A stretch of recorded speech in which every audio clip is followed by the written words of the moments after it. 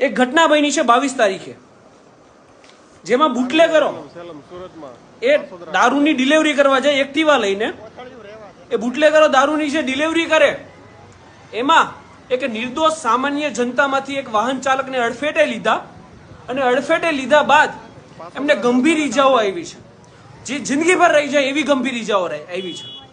તો પોલીસ દ્વારા એ બુટલેગરોને નાથવાનો પ્રયાસ કરવાને બદલે એમના ઉપર કડક કાર્યવાહી કરી અને જાહેર જનતાને ન્યાય અપાવવાને બદલે શું કાર્યવાહી કરવામાં આવી છે ને આપ સૌને જણાવી છે. મારી સાથે કરણ મહેતા છે, જે આ ઘટનામાં ભોગ બનનાર છે. એમની સાથે હોસ્પિટલમાં છું અત્યારે હું. કરણભાઈ મહેતા છે, તો એમની સાથે શું ઘટના બની છે ટૂંકમાં જાણીએ, શું ઇન્જરી છે એ જાણીએ. આખો એક્ટિવ દારૂથી ભરેલો, આખું બેગ જ ની અંદર બેગ ભરેલો હતો. એટલે જે વાહન ચાલક હતો એને દારૂ પીધો હતો કે કેમ હતો? હા, પૂરેપૂરો ફૂલ પી ગયો હતો. ફૂલ પીધેલો હતો. અને તમને ઇન્જરી થઈ છે, શું વાગ્યું છે તમને? આ બધું આખો પગનું ફ્રેક્ચર જ છે, આખો પગના ટુકડા જ થઈ ગયા હાડકાના. બરાબર છે. આંગળીઓમાં આ બધી જગ્યાએ હાડકા, બરાબર. ટુકડા, અહીંયા બધી જગ્યાએ આખું હાડકું જ બારું આવ્યું હતું. સમજો ને તો. ઓકે. હવે બીજા પણ વ્યક્તિ છે જેમને પણ ઇન્જરી આવી છે. એમની ઇન્જરી પણ હું તમને ચોક્કસથી બતાવીશ. સર્જરીઓ કરવી પડી છે, પગની સર્જરીઓ, એટલી ઇન્જરી છે. તમારું નામ શું છે? સાગરભાઈ. સાગરભાઈને પણ પગની સર્જરી કરવામાં આવી છે. હાલ આ ધર્માનંદર હોસ્પિટલમાં છે, અને ધર્માનંદર હોસ્પિટલમાં ડોક્ટર સાથે પણ મેં વાત કરી છે. તો એમની જે ઇન્જરીઓ છે ને એ બહુ ક્રિટિકલ છે, હાડકાઓના ટુકડા થઈ ગયા છે એવી ઇન્જરીઓ છે, જે એમને આ જિંદગી પર સફર કરવી પડશે. અને શા માટે સફર કરવી પડશે? કે બેફામ બુટલેગરો, બેફામ દારૂની સ્મગલિંગ કરવા માટે આ લોકો દારૂ દેવા જતા હતા, બેફામ રીતે ગાડી ચલાવી, અને ત્યારબાદ આમની સાથે અકસ્માત કર્યો, અને એટલી ગંભીર ઈજા કરણભાઈને આવી છે.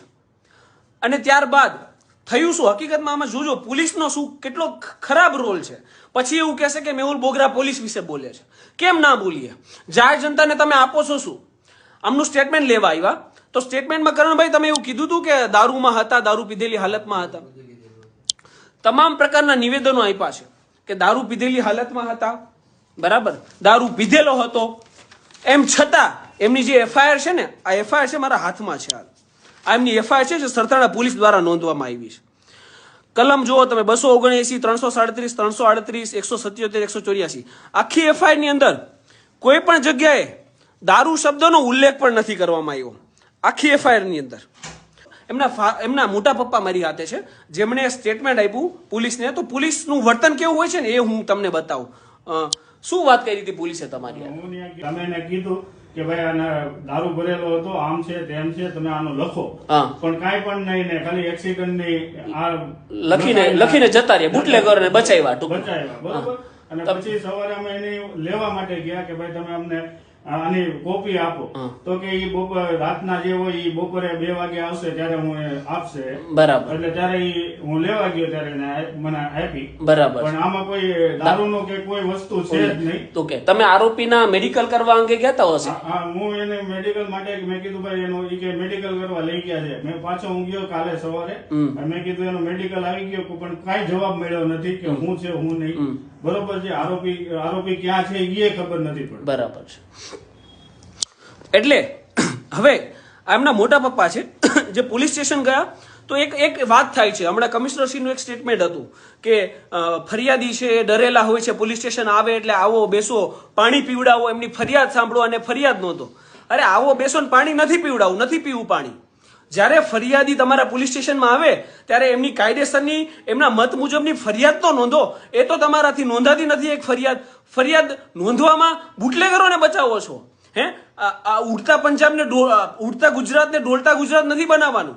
બુટલેગરોને બચાવવા માટે એટલી નાલાશાઈ હદ સુધી જઈ રહ્યા છો. આમને જે નુકસાની થઈ છે એ આખી જિંદગીભરની નુકસાની છે, પગ ભાંગી ગયા છે. આમાં કઈ કલમો હોવી જોઈએ?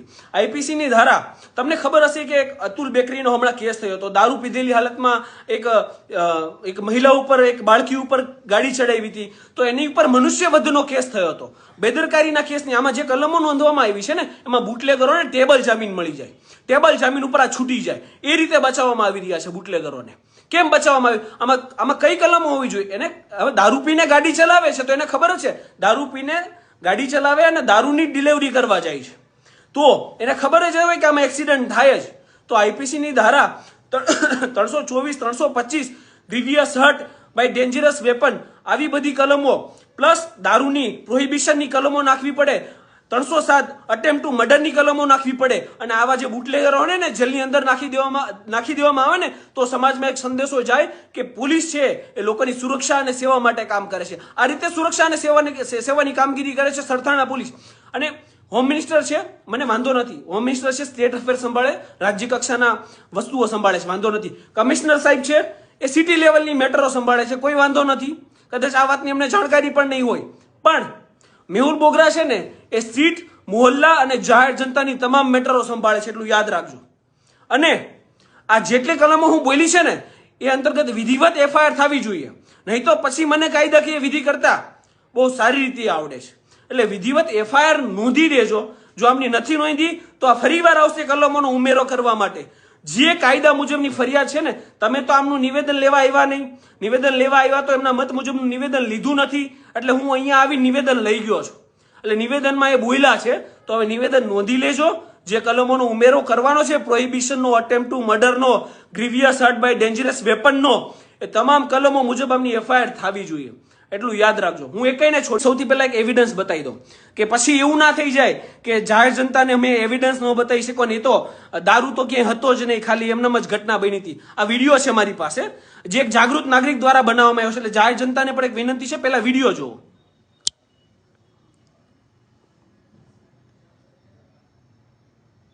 આ દારૂની કોથળીઓ છે, જોજો.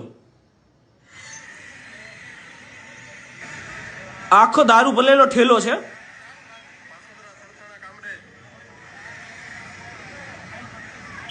જો આ ગાડી એમની ગાડી છે, એક્ટિવા. આ એમ્બ્યુલન્સ આવી છે.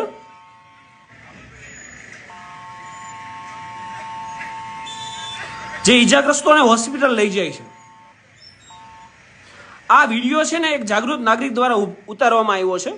એટલે જાહેર જનતાને એક વિનંતી છે કે આવી ઘટનાઓ થાય ને તો પહેલા વિડીયો બનાવી લો, કારણ કે પોલીસ છે ને એ મામલા રફા દફા કરવા સિવાય કાંઈ કામ નથી કરતી. અહીંયા સેવા તો બહુ દૂરની વાત રહી.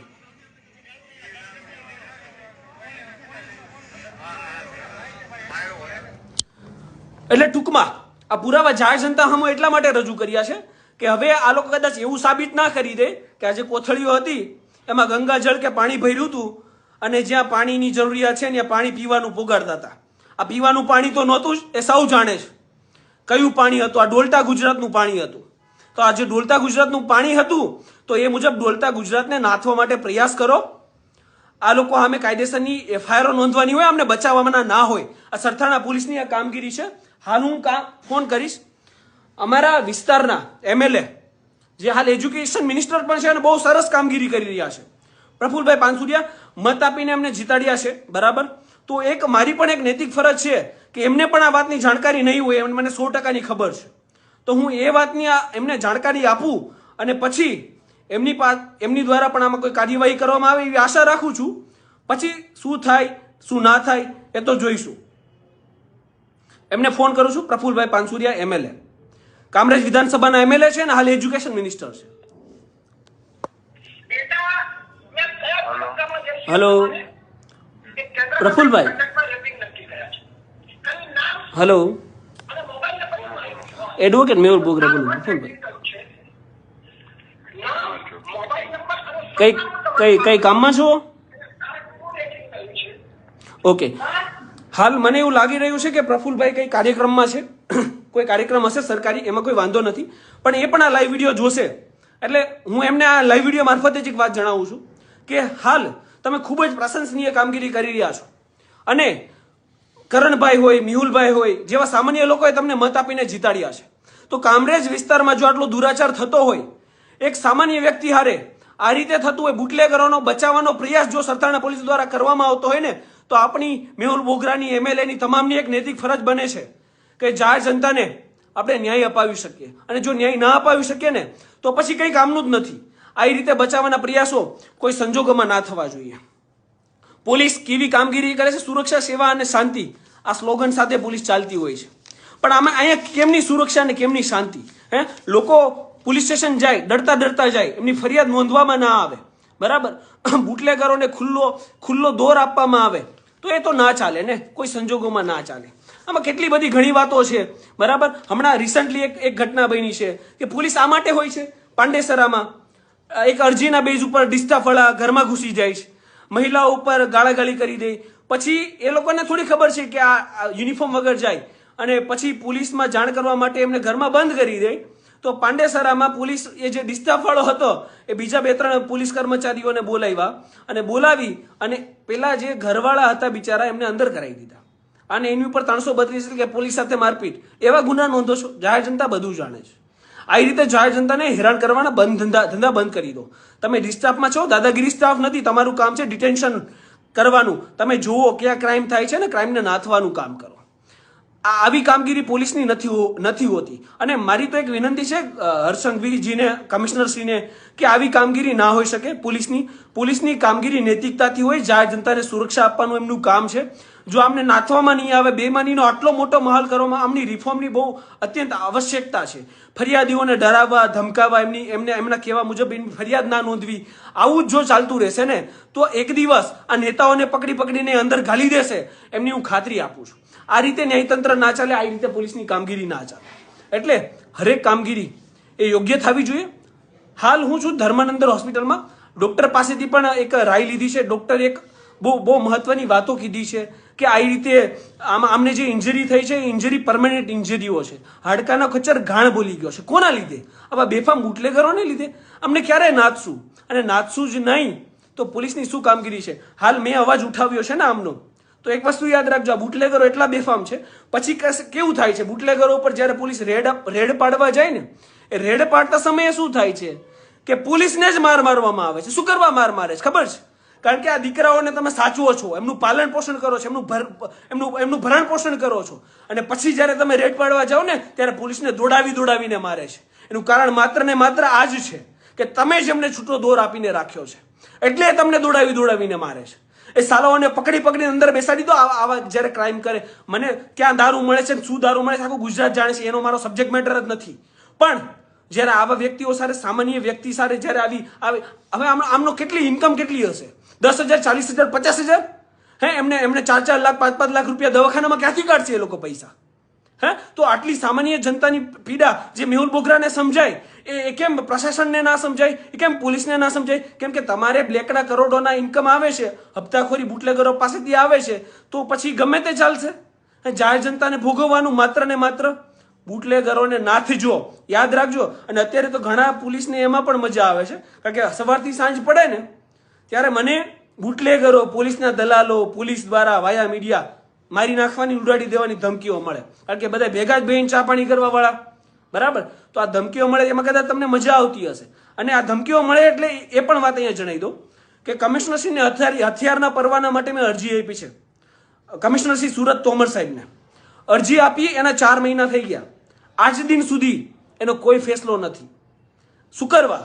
એમની ઈચ્છા એવી છે કદાચ ગુજરી જાય ને તો પછી હથિયાર મૂકશું સબ ઉપર મેહુલ બોગરાના. મને કોઈ હથિયારની જરૂર નથી. સવારે નીકળું ત્યારે માથા ઉપર કફન બાંધીને જ નીકળું છું. મને કોઈ ફરક નથી પડતો. જાહેર જનતાનો અવાજ ઉઠાવું છું ને ઉઠાવીશ, બરાબર. પણ જો તમે એવું કહી રહ્યા છો ને કે એમાં સમાજને સુરક્ષા, સેવા અને શાંતિ આપીએ છીએ, તો એ કરીને બતાવો સુરક્ષા, સેવા અને શાંતિ. કોઈક ફરિયાદી પોલીસ સ્ટેશન આવે ને એને પાણી નહીં પાતા. હું કહું છું પાણીની જરૂર નથી એને, પણ એ ફરિયાદ દેવા આવે ને તો એના શબ્દોની ફરિયાદ નોંધો, એમની પીડા સમજો. એક બાપ હશે, એક મોટા પપ્પા હશે, એના દીકરા હારે જે ઘટના બની હશે ને, એ દીકરાની ઘટના, એની પીડા એ જ જાણતો હશે, તમે નહીં ફીલ કરી શકો. તો એ પીડા તમને કેવા આવે છે ને, તો એની પીડા સમજો, એ મુજબની ફરિયાદ નોંધો અને એના ઉપર કાર્યવાહી કરો. જો કાર્યવાહી નહીં કરી શકો તો મને તો કાર્યવાહી કરતા આવડે જ છે અને હું કરાવીશ. 2 હાથ જોડીને વિનંતી કરો છું કે કાર્યવાહી કરો. આ બુટલેગરોને બક્ષવાના ના હોય, એમને બચાવવાના ના હોય. આપણા બાપના દીકરા નથી. હા, તમને થોડા ઘણા કમાઈને આપી દે છે, એનો મતલબ એવો નથી કે જાહેર જનતાને મન ફાવે એમ હેરાન અને પરેશાન કરશું. કારણ કે મેં કીધું છે ને કે જો હોમ મિનિસ્ટર સ્ટેટ સંભાળશે, કમિશનરશ્રી શહેર સંભાળશે ને, તો જાહેર જનતાને, રસ્તાઓને ને મોહલ્લાને મેહુલ બોગરા સંભાળશે. એકઈને છોડીશ નહીં. 2 દિવસ 48 કલાકનો સરતાણા પોલીસ સ્ટેશનને ટાઈમ આપું છું. 48 કલાક. જે ફરિયાદીની ફરિયાદ મૂળ છે, દારૂ પીધેલી હાલતમાં દારૂ સપ્લાય કરવા વાળા વ્યક્તિ એક્સિડન્ટ કર્યું છે, પ્રોહિબિશન અને આઈપીસીની ધારા મુજબ કાયદેસરની એમની ફરિયાદ નોંધો. અને જો ફરિયાદ નહીં નોંધાય ને તો ફરિયાદ નોંધવા માટે કઈ કાયદાકીય કાર્યવાહી કરવી એ બધી વિધિ મને ચોક્કસથી આવડે છે અને હું 100% કરીશ. એ કઈને બક્ષીશ નહીં.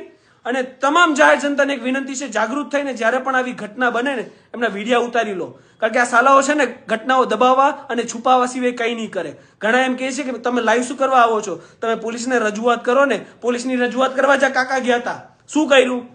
ફરિયાદ બદલી નાખી આખી. એટલે લાઈવ એટલા માટે કરવું પડે છે કે સાલાઓ ફરિયાદો ના બદલી નાખો. સમજાઈ ગયું? એટલે લાઈવ તો આવીશ જ. અને જે પણ લોકો બેમાનીથી કામ કરે છે ને એ સુધરી જજો. જો ના સુધરો ને તો સુધારતા મને બહુ સારી રીતે આવડે છે. જય હિન્દ, જય સંવિધાન.